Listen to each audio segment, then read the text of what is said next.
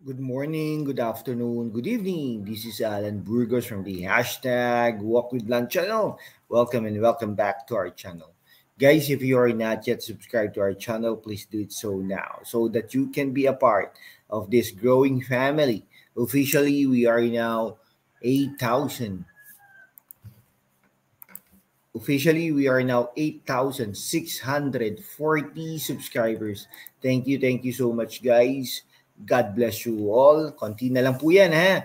Konti na lang po yan. Maatim na natin ang ating 9,000 subscribers milestone. Okay, sige, maraming salamat po sa inyong lahat. Mahal na mahal ko po kayo. I love you all. God bless you all. At mag-iingat po tayong lagi sa mga panahon ngayon. Okay, sandali lang po tayo ngayon, no? Pero ano po, no? Tila bagang si Yorme Isko Moreno ay naghahanda na para sa 2025. At kung para bang may nag-aadya dahil pumunta po sila diyan sa Canada, no? Ay may world tour po sila, no? Nagpunta po sila diyan sa starting sa US nung August 9 pa yata yan, no? So napaka-busy po nila. Si Yorme Isko Moreno ay isang artista at isang contract artist diyan sa Sparkle, no? Kasama niya ang kanyang anak na si Joaquin, no? At marami pang iba. Actually si ano po, no, si Sandro Mulak ay isang artista rin po diyan sa Sparkle, no? Kaya lang nga, no, nagkaroon ng issue diyan, pero hinihintay nga natin na baka pwedeng magsalita, no, si Yorme Isko Moreno sa mga nangyari diyan sa Sparkle, kumbaga, no. Pero ano ba sinasabi nating naghahanda na si Yorme Isko Moreno sa 2025 dahil nga nung bumisita diyan sila sa Canada at yung Prime Minister diyan, ang hirap po i-pronounce, no. Si isang speaker diyan, ay not speaker, isang Prime Minister o head of the state diyan sa Canada na na-meet niya, no? Pumunta diyan kasi merong isang event diyan, yung parang culinary show, no? Every year daw ginagawa 'yan at saka talaga namang pinupuntahan niya ng iba't ibang mga sektor, including syempre mga Filipino nandiyan, pero yung mga hindi lang po Pilipino kundi yung mga leaders ng bansang 'yan, no, Canada.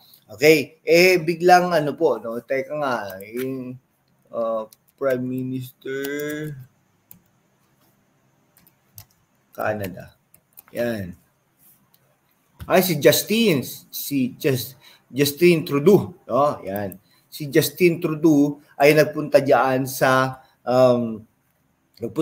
isang event, no? Yung parang culinary show nga ng Canada, no? Filipino culinary show, kumbaga. So tampok diyan yung mga pagkain at paano lutuin ang mga sangkap na yan, no?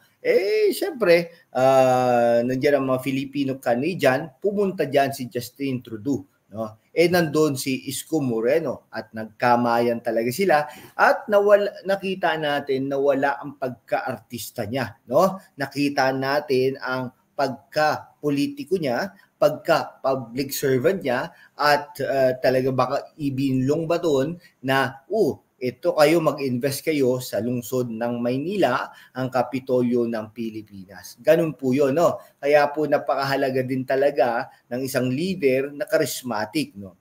Kung ikukumpara natin si Yorme Isko Moreno at si Mayora Hani Lacuna, ay talaga namang makikita natin na malayong-malayo ang dalawa, no? Hindi lang po sa gender, kundi po sa mga desisyon at saka sa yung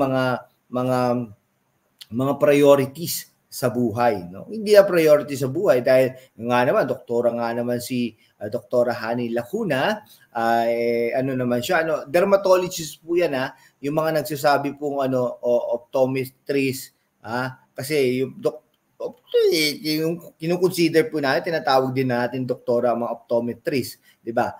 Parang kaya lang yung natin, yung ophthalmologist, parang gano'n, no? Comment po diyan kung ano po ang right term diyan, no, sa mata. Okay, ito po